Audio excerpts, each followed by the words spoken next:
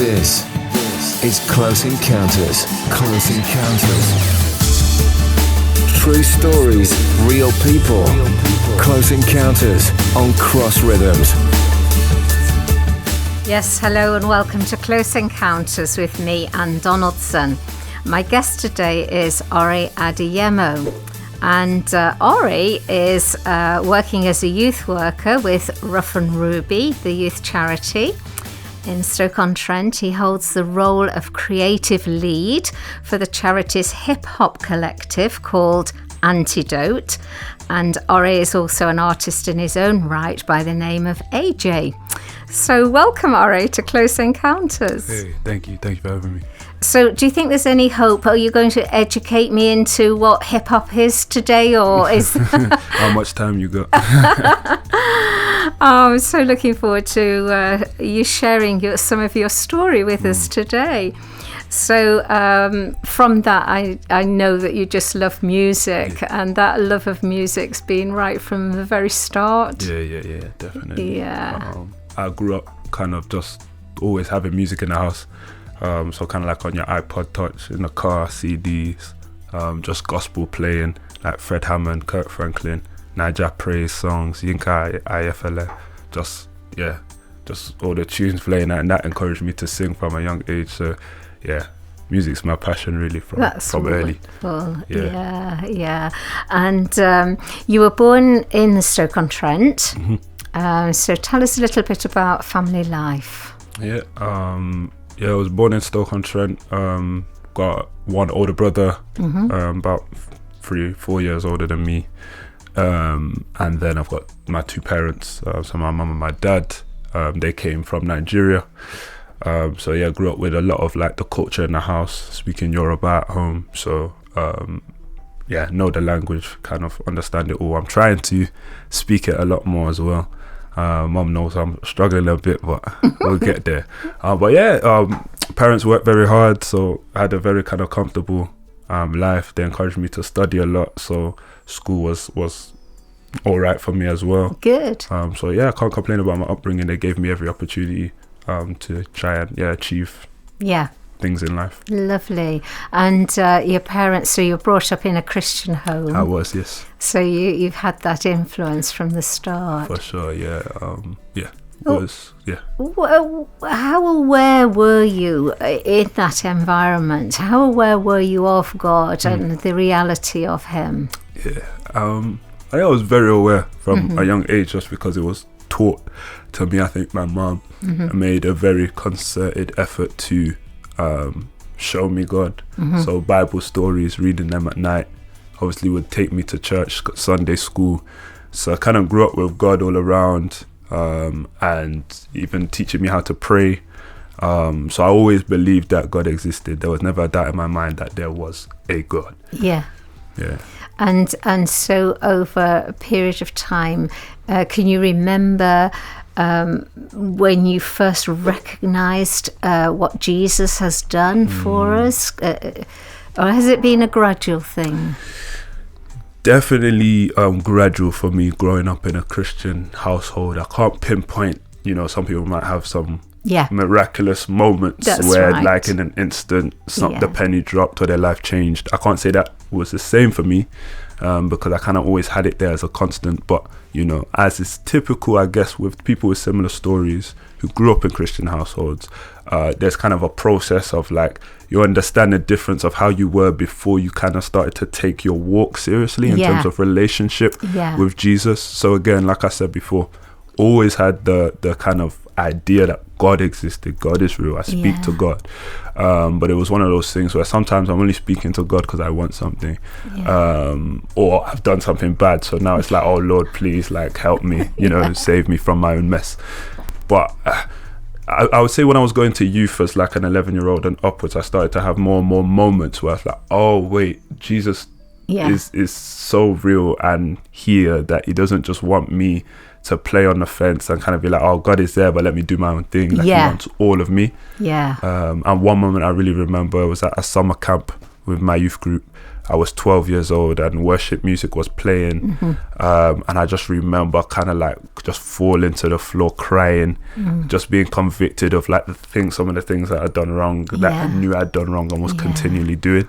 And I just remember sobbing, just being like, Lord, forgive me, I'm sorry. And it was more genuine than any other moment I've had, because before it was kind of like, I know I shouldn't do that, so I'm just going to apologize and then go and do it again. But this was more like, I'm deeply hurt by how I've hurt, or how I felt I hurt God.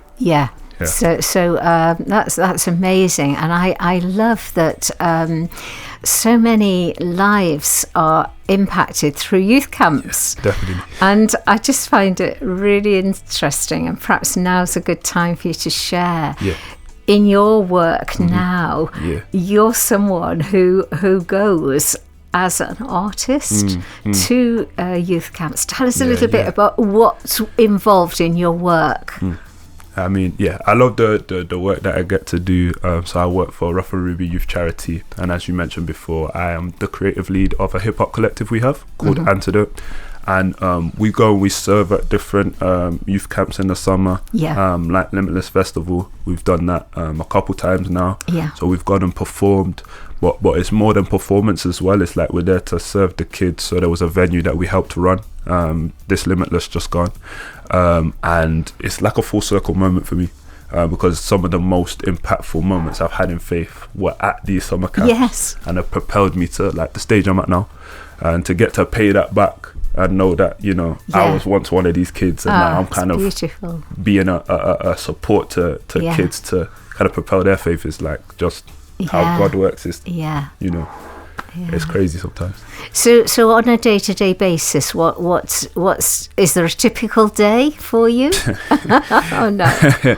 Is there a typical day? I mean, you could say a typical day is kind of like getting in with the team and writing songs, producing the beats for these songs, coming up with like the content for the road shows that we do, because we also do like we travel to schools up and down the country, and we give road shows with like purpose-driven focus. So things that affect young people today. So for example, maybe their self-esteem, trying to get them to see that they can be the best that they can be. That's one of the names of our road shows, Be the Best. And we have a song that links in. So most of the road shows, we have a song or a couple songs that we perform that link in with the theme. We've got ones on the power of words. So like you can use words to build people up, tear them down. That's called Lips. And we go into these schools, we kind of do demonstrations, interactive games, do talks and perform music, just to give them something that isn't how typically schools run, because sometimes some people struggle to engage with the content, but we want to give them long-lasting life lessons in a creative way, and we're blessed as a crew to be able to do that through music, which obviously, like we said before, is one of my greatest passions besides Jesus. So it sounds wonderful. I can see that you're placed where God would have you placed. Definitely. And it must be so fulfilling. I think, talking of music, this would be a good point for you to introduce and tell us why you've chosen your first song. Okay, so our first song that I want to play is called Imagine Me by Kirk Franklin, and it's really just about realizing the love that God has for us and what he's done for us despite our flaws, despite some of the things that have happened to us. And I think it's just a beautiful reminder that God loves us regardless of like how we even feel about ourselves. Lovely, thank you. Thank you for allowing me to Cross Rhythms. You're listening to Close Encounters. I'm Anne Donaldson, and my guest today is Adeyemo. Oh, Ori, I'm loving talking with you. So your love of music, when you were leaving school and looking to further education, you didn't pursue music in terms of further education, did you? No, and people laugh about that sometimes. I think I was at a crossroads of, I knew deep down I wanted to do music, but in my head I needed some stability from it to be able to pursue it without being in uni, doing an apprenticeship, something else. So whilst I was still trying to figure that out and my passion with that out, I decided I would go and study politics and international relations at Lancaster University, because I was already studying politics at A level and was interested. So I thought, let me carry this on. So going off to uni, suddenly you're outside the home environment, outside the local church environment you've been. Tell us what that was like for you. In a funny way, it was really good. Like, I love my family, love my church back home, but I'm somebody, I feel like I adapt to change very well. I think I can move on to different things maybe easier than some other people. So I felt like I was thriving, and of course challenges came, but I think it was drilled into me. I don't know where from, whether it was my brother who had gone to uni before me, or just the impact of knowing I had a good Christian space back home. I knew I needed people who thought like me around me, to be able to support me through some of the things that I might face when I got there. So what practical things did you do? You arrive at uni, what did you do? Everything I'd been doing before then, which was, I had the most impactful encounter that I'd ever had with God just before going, and I don't think that was a coincidence. And then I ended up getting baptized just before I went as well. Wonderful. I made the decision, like, I'm following Jesus, this is out there publicly, like, I'm all for it. And I think those were significant things that propelled me.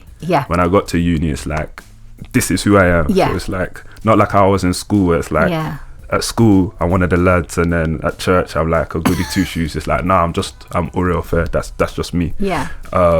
So then when I got there and I was faced with different temptations of, on like the first night I get there, people want to drink, they're asking me why I'm not drinking, and I'm like, it's I don't think it's good for me to drink, because I don't want to get drunk and then do some things that I just don't believe in. That's not good for me, that's not honoring of God.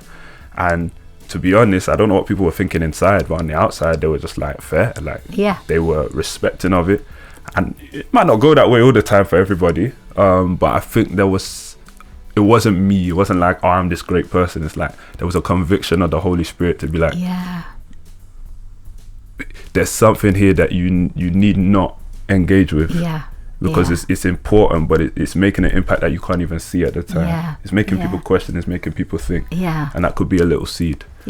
So I didn't change my routine. Praying, being in the Word, those were things that would just help me hear the voice of God better, because it says that his sheep know his voice.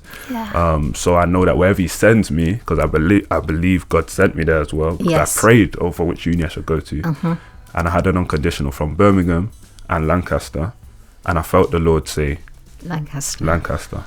And I didn't even visit the uni before I went. I just went there. And looking back, it was the right decision. So everything was like, I need to know God's with me in it, and then the rest, that's fine, I'll be all right. You know, as you're sharing, there's a scripture that just dropped into my mind, and it's about Daniel when he was taken into captivity and he went into a different environment, and it just says, and Daniel purposed in his heart. And I sense that was for you. You purposed in your heart that you were serious and you were going to follow after God. That's beautiful. And so you developed a circle of good Christian friends, and that's wonderful. So while you're there are challenges. We know that there's whether we're a follower of Jesus or not, we all face those challenges. What were some of the challenges that came for you, Ori? There were a few. I think as much as I was saying I was convicted and I'm standing in my, faith, there were still things I was maybe unwise to because of my age or not being experienced. So at the time I was still at a point where I would like go out. So I might say I'm not drinking, but I'd still be in these environments. And I still think God brought fruit from these environments, because there were spaces where there weren't all Christians around me and I could be a witness. But then further along into my uni life, I just thought, I'm listening to the music, it's not edifying. People are dressed in a certain way, which with my kind of like some of the things I struggled with, like Lost, for example, was probably not good for me to be there. Everybody's waved or drunk, like tipsy, and that's how they're having a good time. I'm not having a good time. Yeah. And I feel like then there's a temptation to, maybe I should have a drink to get on their level. Yeah. So those sort of things were there. But again, there were things that as I was learning, as I had the community like my church and Christian Union and Radical Youth, another Christian society at Lancaster, as I had these spaces and I was just getting myself into like the things of God, there was a growing of wisdom. Okay, not everything is beneficial. You say you can do anything, but not everything is beneficial. And some of these things I started to work out as well by God's help, and I just thought, maybe I don't need to be here. No. So that did help cut away some of the challenges in that sense. There's so many challenges for that your generation today, and it is the strength of God by the power of His Holy Spirit that can cause you to stay strong, isn't it? So that's wonderful. Thank you. So Ori, would you like to introduce your second choice of song? So my second song is called Daily by Ryan O'Fay, featuring Limo Blaze and Becca Folks. And I just love it because it's really upbeat, and it's just a song of just remembering I need God every day in every moment. Fabulous, thank you.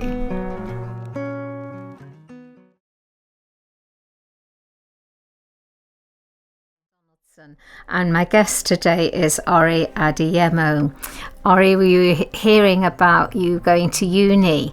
And I know that before going to uni, you had some devastating news, didn't you? So it might have been like a couple of days before I went for my first year of university, and I got the news that my grandma had passed away from cancer, sadly. And that was because my grandma was with my household a lot. She always made time for her. She got 4 kids, so my 3 uncles and my mum was just around with all of us a lot, made time for the grandkids, always praying for us. So she was like a real pillar in my life. And you can imagine, only 18, losing her was hard for, I think, all of us, all of us grandkids and the children and the whole family, and that I think was manageable, but purely because we kind of knew the time was coming, because we kind of found out about the cancer maybe a couple of months before, and they were already preparing us, saying she's not got long left. But then unfortunately after that, it was only 2 months after that, my 21-year-old cousin, Kayode, on that side, also passed away, kind of like out of nowhere. He was just playing football, and I think apparently he collapsed, and that one broke me and hurt me a lot, because I wasn't with my family at that point as well. It's kind of just me. I'm also playing football, and I'm just thinking, like, how could this be possible? He was only like 3 years older than me. It was really difficult. And how did your faith in Jesus help you through that? I think it just kept me going in times where I'm like, I've still got deadlines to do. I still got to turn up to things. I'm responsible for things at this point. It was one of those where I feel like I was asking God why a lot. I didn't understand it, but I knew that the answer, even if I don't have it or never receive it, I knew that the answer was not to run away from God. I could be mad at God, I could be upset, but I knew I couldn't then just rebel, or I shouldn't. That wouldn't be good for me. And I don't think I've ever got the answer, and I don't think grief, as I feel like as humans we find it hard to grieve, because I don't think we were made for losing people in that way. But what I've learned over the years is sometimes even, the year 2025, I might cry about my grandma and my cousin still. In my mind, I'm thinking that's been years ago now, but I'm learning that grief is never really just a period and then you're done. You're kind of always getting through it. And I think it's okay to celebrate the life they had. And remember the impact they had on your life, which is what I try and do as well, which has made it a bit more doable. So, And following your cousin's death, something came to light that really impacts you as an individual. Yeah, so we had found in the autopsy that it was a heart condition that my cousin had. So kind of naturally we were encouraged, all of us, to get kind of screen checked, check our hearts. And around that time as well, even before that happened, I think it wasn't just a physical thing, it was a mental thing as well. Because I started to feel like chest pains and stuff, but then I was like, am I just making it up because of the news? Is it just my mind playing tricks on me? And I think I then delayed when I got my check. So it wasn't until a year after, really, or the summer. So that was 2018, he passed in November. I think it was the summer of 2019 that I went and actually got my check, my ECG. And then in September, they said they had found something that they wanted to monitor. So it went further, and I was having all these checks in and out of the hospital, in and out of the GPs. It was a crazy time. And in that December, I get told that I have something called non-compaction cardiomyopathy, which they're saying is a low-risk heart condition that I was born with. And the doctors were telling me I should be fine and all these other things, but I feel like even to this day, I have these chest pains. Sometimes I get a bit dizzy, shortness of breath, but I try to go to the doctors about it, and they tell me it's not really aligning with the symptoms they know to be kind of almost concerned about. So it has been a difficult walk with that, trying to like tell myself it's a real thing, even if it's almost not believed. So it's very difficult, but by the grace of God, like, I've been able to still live my life, have joy and all those things, because I believe he'll keep me. And the Lord has got me. So any kind of battle, any trouble that I'm facing, like, I don't have to do it alone. And even though it may impact me some days, and other days I might be good, I just try and keep that consistency of God is good, like, bless the Lord, no matter where, what day I find myself on. So and do you find that you have a peace in those situations, even though you feel you're sensing something? Because a lot of people, perhaps people who are listening, might not know that one of the names of Jesus is the Prince of Peace. That's right. And it's an incredible gift, isn't it, that he gives us? And you've experienced that. I've experienced it. I mean, I think 2020, in terms of those symptoms I was feeling, probably because of anxiousness with uni. I mean, it's COVID time. I'm kind of just not doing the work I need to be doing at uni. It's climbing on top of me. There's anxiety, but then there's also this pain. It was like, it was a horrible time.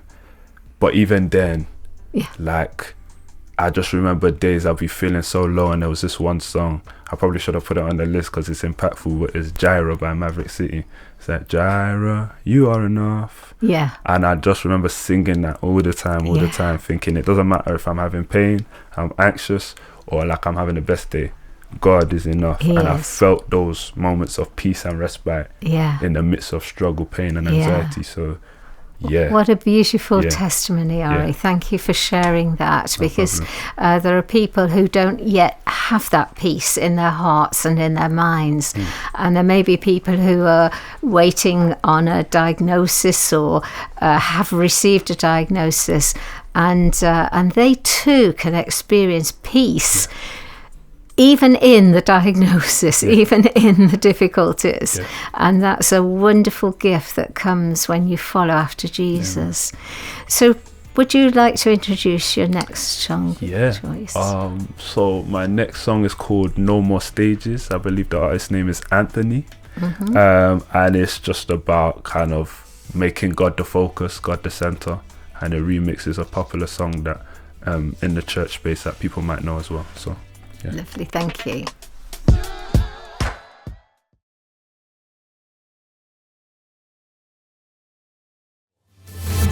Welcome back to Close Encounters on Cross Rhythms with me, Anne Donaldson. My guest today is Ori Adeyemo. And Ori, we've been talking about university. My goodness, there was such a lot happening while you were there, wasn't there? Yeah, there was a lot. So obviously, like we mentioned before, there was a passing of my grandma, my cousin, and then in first year, I even forgot about this because a lot happens, but I had a whole kind of breakdown, to be honest, where I wasn't eating, sleeping enough, because my heart was in doing music, to be honest. Yeah. I wasn't really enjoying university a lot. Yeah. And that was difficult. Like my parents even, they came up and took me home for like a weekend or an extended time, just before my exams, and then by the grace of God I passed those exams. But then in my second year, I just, with the health stuff like we've been explaining, that's when that stuff started to come to the surface. Yeah. And then you've got COVID as well. Yeah. So there was a lot going on. There was a lot going on. Yeah. So that meant then what? That you delayed, or what happened? So essentially I had many assignments. I think the first semester I had 5 assignments, all essays that I needed to complete. Maybe I completed 2. And some of it would have been like the rest, the anxiety, the pain, but some of it is just a weakness of mine, which was procrastination. Which isn't a great thing. And I remember having to go to the people who kind of organize, okay, like, can we get extensions, this, that, and the other. They saw me so much, especially that year. They saw me so much. And when I came back, I had extensions that I still hadn't completed. Yeah. So can you imagine, like, they've already extended the deadline for me, and I missed that deadline. Yeah. So now they're asking me into the office and they're asking what's going on. Yeah. I tell them about like my health battles and all of this, and they understood. I said, by the school year is up, hand them in, we're all good. So I'm thinking, great, I've got all the time in the world. Meanwhile, I've got 3 extra assignments to do. Maybe I completed 1 of those. Yeah. So I've still got what's my maths? 3 + 2, 5 left to do. And COVID hits. I'm back home. I just wasn't completing them. No. And then it gets past the deadline, and they're saying you need to do an extenuating circumstances form if you want to still like be in the university. So I hand them in, show them all my evidence of my doctor appointments and kind of the evidence of my condition. Yeah. And they say it's under review. And then they tell me, finish your assignment, the one that you haven't done, for December, and that's fine.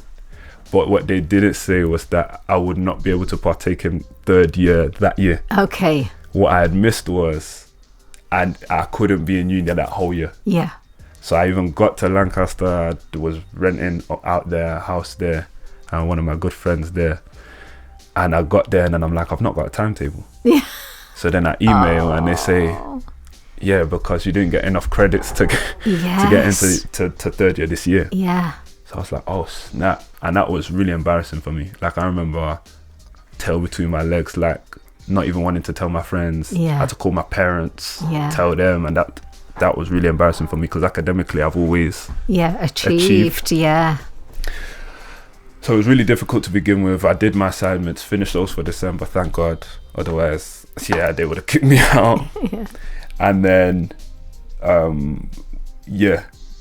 that's kind of the story of that time. So I'm still kind of going through the health processes that year. Yeah. Because I also had a cardiologist tell me, we don't know what the GP saw when they said you have this condition. Yeah. But we found something. So now we want to do not CT. What's the other scan that they do? MRI. Mm-hmm. Yeah. But that wasn't till the summer. Yeah. So you'd got so much going on, RA, hadn't you? And yet through it all, we've established you knew the piece and you were still growing in your faith. And your passion was still bubbling out of you, and that passion for music. Yeah. So what were you doing in your spare time? Classic me. I was making music. As soon as I finished those deadlines, social media, utilizing TikTok, because I'm already an artist at this point by the name of AJ Plus, so I'm putting music out. So I said, since I got a year out, let me just go all in on this music stuff, because I've got no academics to do, which was kind of like heaven.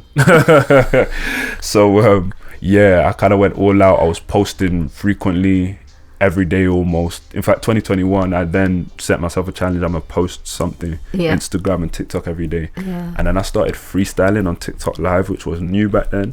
In terms of the TikTok Live format, and I'll get people to comment words, and I'll freestyle their words, and the rap that I kind of do as well is very kind of me. So it might not be overtly gospel, but then the gospel's coming through just because I'm a follower of Jesus. And that started to take off. The video started to do well, the lives were doing well, people were listening to the music, my following grew. I think around that time over 50,000. It's now currently sitting on over 100,000 on TikTok. Wow. And before then I couldn't imagine that sort of kind of success, I guess. So what started off as like a really low moment produced a lot of highs. And so sometimes you have to hold fast to like, okay, let me just see what God's gonna do. Because we're gonna hit some low moments, we're gonna hit some valleys, but the Lord uses everything, nothing's wasted. Absolutely. And I'm sitting here nodding as if I know exactly what you're talking about, but a different generation. But I'm in the presence of an artist and somebody famous here. So Ori, it's just fantastic hearing how God's sustaining you and leading you and guiding you. Let's have a break for your next choice. Yeah, so the next choice is fitting. It's called Empty Without You by No Big Deal, and it's just speaking on how God is everything and we'd be nothing without him, kind of like it says in John 15.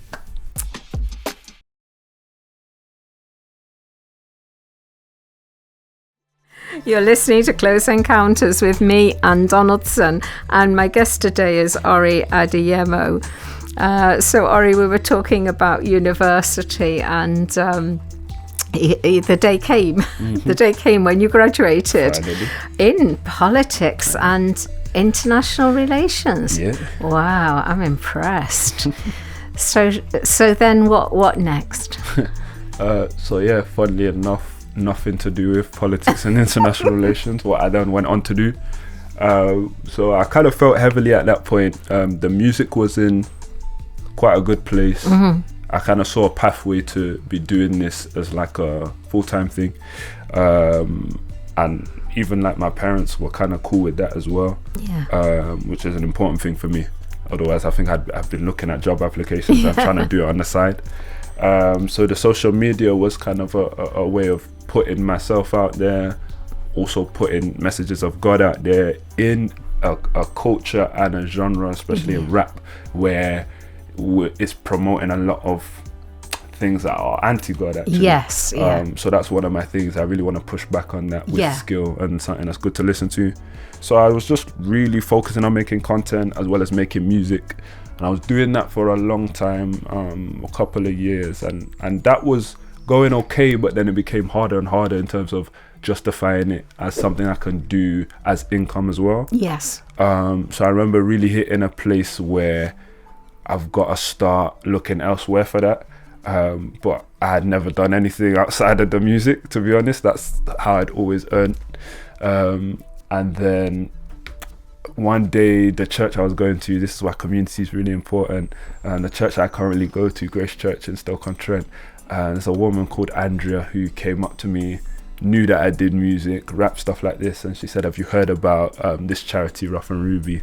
There's a woman called Dawn Reynolds, and she's looking for people and you might fit the skill set, you might fit the profile. So I said, okay, put me in contact with this person, please.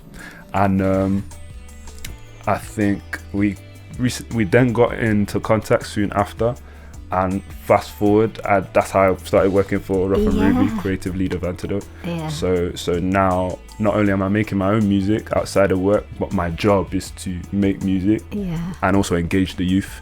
So kind of like we said at the start, full circle, impacting young people to be energized and engaged with Christ. Yeah, that is beautiful, Ori. And so I can just see how God's been leading and had his hand on you there. And I understand that some of your music that you've had released has been played on Cross Rhythms. Yes, so as Antidote, we've had a couple tracks playing on Cross Rhythms, which is great. So shout out Cross Rhythms for that. No, that's fantastic.